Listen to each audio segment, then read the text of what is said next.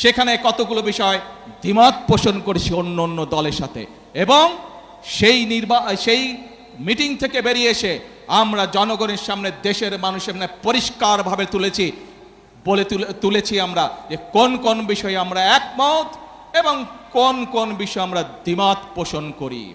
এই সংস্কার কমিশনের আলোচনার পর আপনারা দেখেছেন সেই অন্তর্বর্তীকালীন সরকার সংসদের দক্ষিণ প্লাজাতে একটি অনুষ্ঠান করলো, যেখানে জুলাই সনদ নামে সনদটি স্বাক্ষর করলো। বিএনপি স্বাক্ষর করেছে, তারপরে আরো বিএনপির সাথে লাইন দিয়ে আরো কিছু দল স্বাক্ষর করেছে।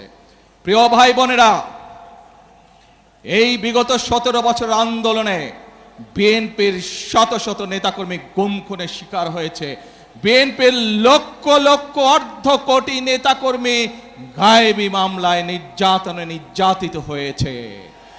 আজ এই হাজারো মানুষের সামনে দাঁড়িয়ে, এই মিডিয়ার সামনে পরিষ্কারভাবে আমি আবারও বলে দিতে চাই, সংসদের দক্ষিণ প্লাজায় দাঁড়িয়ে বাংলাদেশ জাতীয়তাবাদী দল যে জুলাই সনদে সই করে এসেছে, সেই জুলাই সনদের প্রত্যেকটি শব্দ, প্রত্যেকটি অক্ষর আমরা ইনশাআল্লাহ এক এক করে বাস্তবায়ন করব। কিন্তু বারবার পরিষ্কারভাবে এই কথা বলে দেওয়ার পরেও আমরা দেখলাম যে কিছু রাজনৈতিক দল সংসদে এবং সংসদের বাইরে জনগণকে বিভ্রান্ত করার জন্য কিছু কথাবার্তা তারা বলা শুরু করেছে। প্রিয় ভাই বোনেরা, অন্তর্বর্তীকালীন সরকার 11টি কমিশন করেছিল। 11টি কমিশনের মধ্যে সংবিধান আছে, বিচারের বিষয় আছে, প্রশাসনিক আছে, স্বাস্থ্য আছে, নারী আছে। আজকে ষড়যন্ত্রের গন্ধ পাচ্ছি আমরা।